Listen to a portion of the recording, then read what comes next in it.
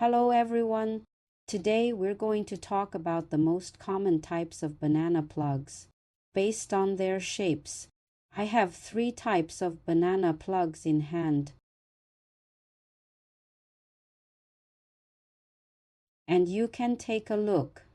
First, we have the lantern-shaped plug, which is the most common one. Its spring clip curves into a small lantern shape, making it smooth and easy to insert and remove. Next is a cross-shaped plug, which has a cross opening at the front. Once inserted, it fits tightly, providing more stable contact. Lastly, we have the coil-shaped plug, which we'll cover in a separate video to explain its specific usage. Today, we'll mainly focus on the lantern flower banana plug. The spring clip and the main body of this plug are made from different materials.